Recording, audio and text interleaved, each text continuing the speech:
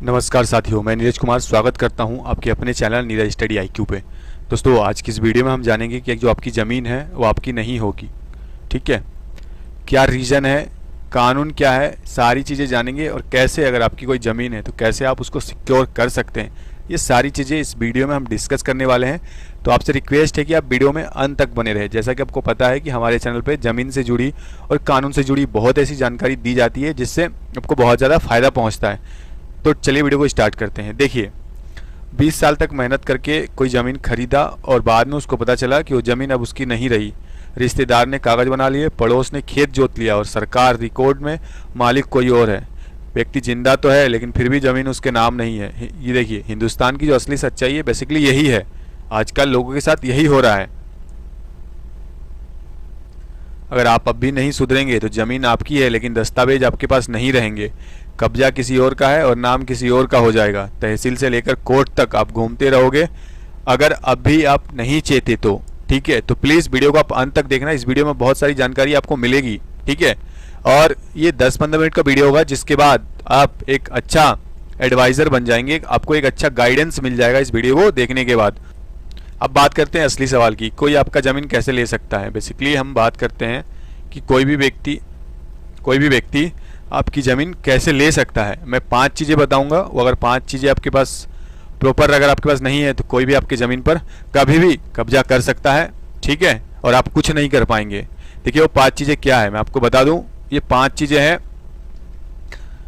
सबसे पहले तो आपका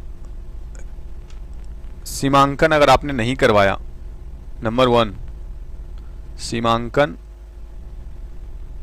नहीं करवाया तो आपकी ज़मीन कोई और कब्जा कर सकता है।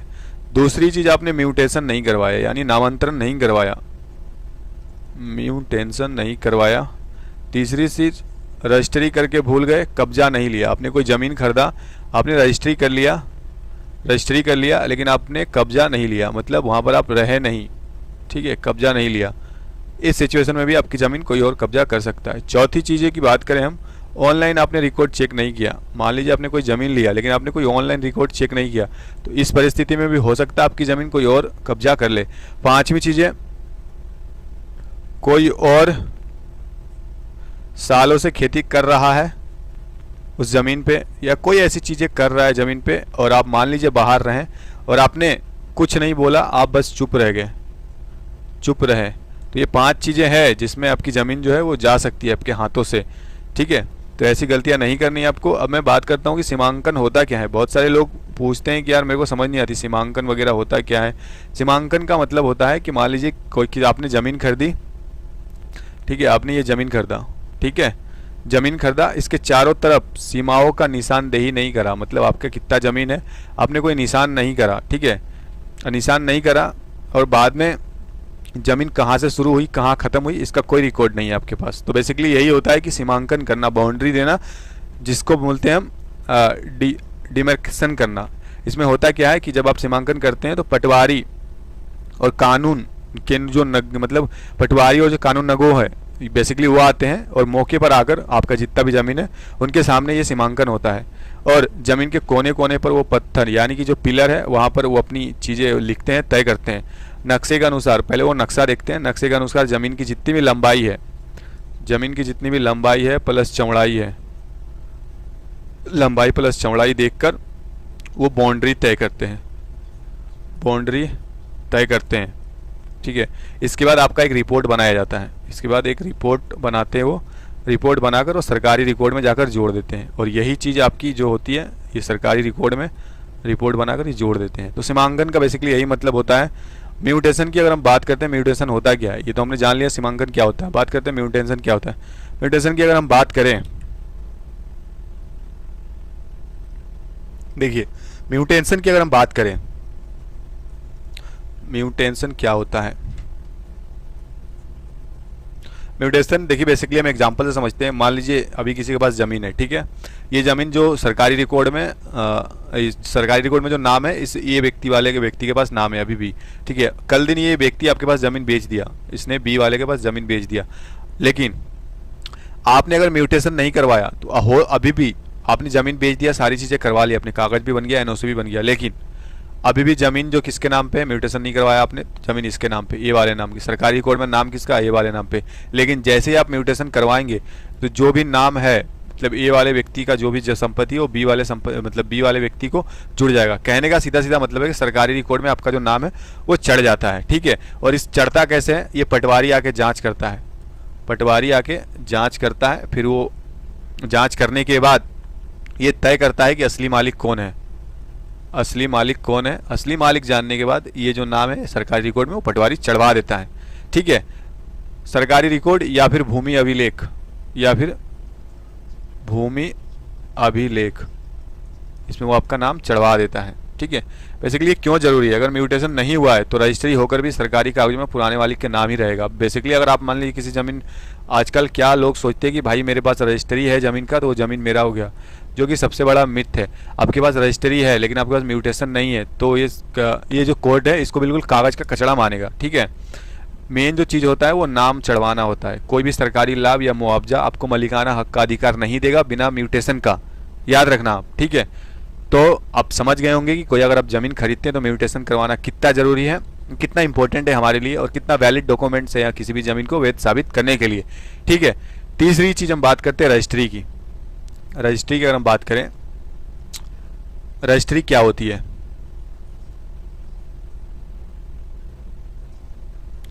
रजिस्ट्री क्या होती है।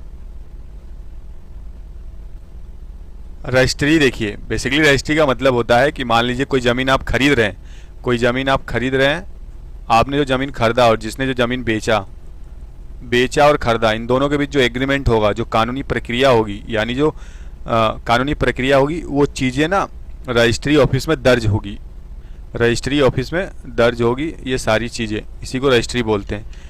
मतलब बायर और सेलर के बीच ज़मीन का जो सौदा तय होगा उसी को रजिस्ट्री बोलते हैं। इसमें क्या होता है कि स्टम्प ड्यूटी और रजिस्ट्रेशन की जो फीस होती है वो दी जाती है, और सब रजिस्ट्री ऑफिस में डीड या बेनामा बनता है, डीड या बेनामा बनाई बनता है, जिससे आपका जो नाम है वो दर्ज होता है, ठीक है।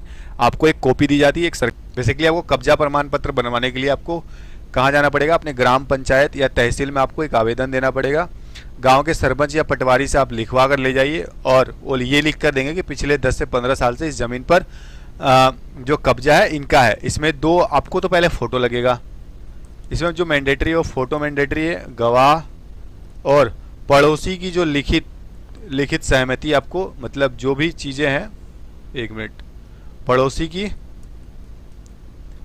लिखित रूप में आपको सहमति दिखाना पड़ेगा। ये जो दस्तावेज है, अगर आपने कब्जा प्रमाण पत्र बना लिया, यकीन मानिए अगर आपने कब्जा प्रमाण पत्र बना लिया किसी भी प्रकार से, तो ये वैलिड हो गया, आप किसी भी चीज़ की आपको जरूरत नहीं पड़ेगी, ठीक है। ये अगर आप डॉक्यूमेंट्स बनवा लिए तो कोर्ट में आपको साबित करने के लिए यही डॉक्यूमेंट्स बहुत ज़्यादा वैलिड प्रूफ माना जाता है। और चौथी जो चीज़ मैंने आपको बताई थी, बेसिकली वो क्या थी, चौथी चीज़ एक बार मैं आपको बता दूं। चौथी जो चीज़ मैंने आपको बताई थी वो थी, एक मिनट, हाँ, चौथी चीज़ मैंने आपको बताई थी, बिजली पानी या फिर बिल नाम कैसे करवाएं,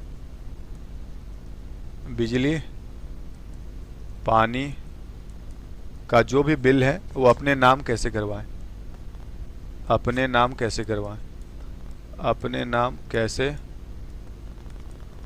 करवाएं। इसमें क्या करना है आपको, बिजली विभाग या नगर पालिका या फिर नगर निगम के पास जाना है, वहाँ नया कनेक्शन के लिए अप्लाई करना है, नया कनेक्शन के लिए अप्लाई करना है आपको, नया कनेक्शन के लिए अप्लाई करना है, जिसमें आपका नामांतरण होगा। बेसिकली इसमें नामांतरण होगा और नेम ट्रांसफ़र करवाना पड़ेगा आपको। अब नामांतरण करवाएंगे तो आपका नेम ट्रांसफ़र हो जाएगा, ठीक है। इसके लिए आपको कब्जा प्रमाण या पंचायत रिपोर्ट लगानी पड़ेगी। जब आप इसको वो करेंगे तो इसके लिए आपको कब्जा प्रमाण पत्र या आपको रिपोर्ट लगानी पड़ेगी ग्राम पंचायत की। मैं आपको एक टिप देता हूँ, इसमें क्या करना है आपको, एक बार ही बिजली का बिल अपने नाम कर ले तो आधी लड़ाई आप जीत चुके हैं। देखिए, अगर आपने एक बार भी अगर आपने बिजली पानी या किसी भी प्रकार से आपने अपने नाम कर ली तो मान लीजिए जो आधी लड़ाई है वो जीत जाएंगे। और पांचवी जो डॉक्यूमेंट्स मैंने आपको बताई थी वो क्या थी, पांचवी डॉक्यूमेंट्स आप कैसे बनाएंगे, पांचवी डॉक्यूमेंट्स बनाने के लिए आपको बेसिकली पांचवी डॉक्यूमेंट्स मैंने आपको बताया था सीमांकन रिपोर्ट कैसे बनवाएं। इसमें क्या करना है, तहसील जो होते हैं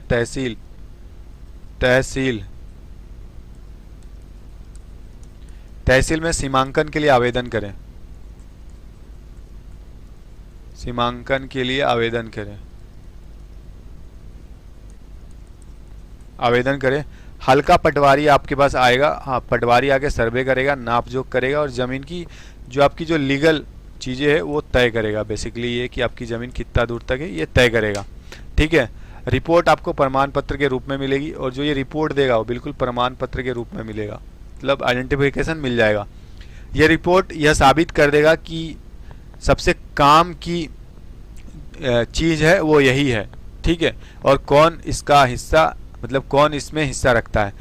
तो देखिए बेसिकली ये सब चीज़ें सुन के हमें क्या कंक्लूजन निकलता है। देखिए कंक्लूजन यही निकलता है कि अगर आपके पास ये 5 कागज़ है तो आपको डरना नहीं है, हिम्मत से काम लेना है। ये 5 दस्तावेज बनवाइए और फिर देखिए कि कोई आपको ज़मीन से कैसे हिलाता है। मैं देखता हूँ कैसे हिलाता है। याद रखो, कब्जा तब भी ताकतवर होता है जब उसके साथ कानून खड़ा हो, और कानून तब भी खड़ा होता है जब आपके साथ दस्तावेज हो, ठीक है। अगर आप चाहे तो मैं इस पर एक अलग से आपको मतलब एडवाइज कर दूंगा, लेकिन इसके लिए आपको मेंबरशिप लेना पड़ेगा। हमारा मेंबरशिप ज़्यादा नहीं 29 का है। अगर आप चाहते हैं कि मैं आपसे डायरेक्टली जुड़ूँ, आपको अलग से एडवाइज करूँ, तो आपको ये मेंबरशिप पे करनी पड़ेगी, मतलब खरीदनी पड़ेगी ये मेंबरशिप, ठीक है। ये तो चीज़ें हो गई। अब मैं आपको रियल कहानी आप बता देता हूँ एक बार। सुप्रीम कोर्ट का भी हाल ही में जो जजमेंट आया वो क्या था। देखिए सुप्रीम कोर्ट का जजमेंट आया, इसमें क्या था कि मामला, देखिए अगर मामला की हम बात करें तो मामला है CA। मैं आपको एक बार नंबर दे देता हूँ, आप हो सकता है आपको लगे कि मैं झूठ बोल रहा हूँ, तो आप ये नंबर से डायरेक्ट जाके चेक कर सकते हैं, ठीक है। इसका नंबर है आपका 1982 2022, ठीक है। इसमें फैसला सुनाया गया, जो फैसला सुनाया गया वो सुनाया गया 6 मार्च 2025 को, 6 मार्च 2025 को, मतलब रिसेंटली अभी एक जजमेंट आया, ठीक है। और स्थान कहाँ था, ये बेरहमपुर की बात है, ये बेरहमपुर उड़ीसा की बात है। उड़ीसा में पक्षकार जो थे उन्होंने क्या करा, पक्षकार ने क्या करा, जो पिटिशनरी थी उन्हें मतलब जिसको हम वादी बोलते हैं, वादी असालता देवी एवं दत्तक के पुत्र, इनका एक पुत्र था असालता देवी का एक पुत्र था, ठीक है, दत्तक पुत्र था। ये क्या बोलता है कि मैं एक व्यक्ति हूं जो 1974 से किसी संपत्ति पे कब्जा था, ठीक है। 1974 में प्रतिवादी असालता देवी की अनुमति से संपत्ति पर कब्जा किया गया, मतलब इसका जो पुत्र था वो कब्जा कर लिया। बाद में असालता देवी की मृत्यु के बाद उनके दत्तक पुत्र ने संपत्ति का मालिकाना हक प्राप्त कर लिया, मतलब जैसे इनकी मृत्यु जाती है उन्होंने मालिकाना हक प्राप्त कर लिया। प्रतिवादी का दावा था कि उसने वर्षों से संपत्ति पर कब्जा किया और अब उसका मालिक है, मतलब इसने कोर्ट में केस करा कि भाई अब तो मेरी मम्मी है नहीं, यहाँ पर मेरा कब्जा है, तो ये जमीन का जो पूरा मालिकाना है कि वो मेरा है। तो सुप्रीम कोर्ट ने क्या निर्णय दिया, सुप्रीम कोर्ट ने फैसला सुनाया इसमें। सुप्रीम कोर्ट ने इसने क्या बोला कि भाई आपने ये स्पष्ट कर दिया कि अनुमति से किया गया, मतलब आपकी अनुमति से किया गया, अनुमति से किया गया पजेशन मतलब कब्जा तब भी विरोधी कब्जा बन सकता है जब तक कि कब्जाधारी स्पष्ट रूप से मालिक के अधिकारों का खंडन ना करे। मतलब कि आपने किसी भी पॉलिसी का ब्रेक नहीं किया है, किसी भी जो कानून कहता है उसकी ब्रेक ना किया हो। प्रतिवादी ने कभी भी ऐसा कोई प्रमाण प्रस्तुत नहीं किया जिसमें यह साबित की है कि उसने मालिक के अधिकारों का खंडन नहीं किया। मतलब अगर वो प्रूफ जब तक नहीं देता है कि उसने उसकी आपत्ति नहीं की है, ये प्रूफ उसको नहीं देता है, तब तक वो कब्जा वैलिड नहीं माना जाएगा, यही फैसला सुनाएगा। इसलिए प्रतिवादी का कब्जा अवैध माना गया और उसे संपत्ति खाली करने का आदेश दिया गया। मतलब वो एक भी सबूत नहीं दे पाया कि जो सामने वाला बंदा है उसने मैंने मतलब कोई आपत्ति नहीं करी, इसलिए उसका जो चीज़ें थी वो खाली करवा दी गई। इस फैसले से हमें क्या सीख मिलता है, अनुमति से किया गया कब्जा, यदि आप किसी की अनुमति से किसी संपत्ति पर कब्जा करें तो कब्जा कभी भी आपके लिए मालिकाना हक नहीं बनता जब तक कि आप स्पष्ट रूप से मालिकानों का अधिकारों का खंडन ना करें, ठीक है। दूसरी चीज सीख मिलती है कि विरोध इसके लिए यह आवश्यक है कब्जादारी स्पष्ट रूप से, यह सार्वजनिक रूप से मालिक के अधिकारों का खंडन ना करे और साबित करे कि वह मालिक के अधिकारों को स्वीकार नहीं करता। तीसरी चीज हमें सीख मिलती है कानूनी दस्तावेजों का महत्व, यानी संपत्ति के संबंधित सभी दस्तावेजों को सुरक्षित रखना और समय समय पर उन्हें ध्यान देना बहुत ज़रूरी है। ठीक है, तो दोस्तों ये था आज का वीडियो जिसमें मैंने आपको बहुत सारी चीज़ें बताई और क्या चीज़ें थी और कौन कौन से डॉक्यूमेंट्स थे, और साथ ही मैंने आपको ये भी बताया कि कौन से डॉक्यूमेंट्स आप कैसे बना सकते हैं। तो मिलते हैं दोस्तों, फिर मिलेंगे किसी नए वीडियो के साथ। तब तक के लिए जय हिंद, जय भारत। और हाँ, अगर आप चैनल पर आए हैं तो जो भी आपकी कमेंट है, हो सकता है बहुत सारे लोगों को बहुत सारी चीज़ें नहीं समझ आई हो, तो अपने कमेंट बॉक्स में जो भी सवाल है, जो भी डाउट है वो लिख सकते हैं, उनको वहीं पे सॉल्यूशन मिल जाएगा। और चैनल को सब्सक्राइब करें और वे घंटी को, बेल आइकन को प्रेस करें, क्योंकि डेली मैं इसी तरह की वीडियो लाते रहता हूं आप लोगों के लिए। मेरा नाम है नीरज कुमार, स्वागत करता हूं आपके अपने चैनल नीरज स्टडी IQ पे। जय हिंद, जय भारत। मिलते हैं नेक्स्ट वीडियो में।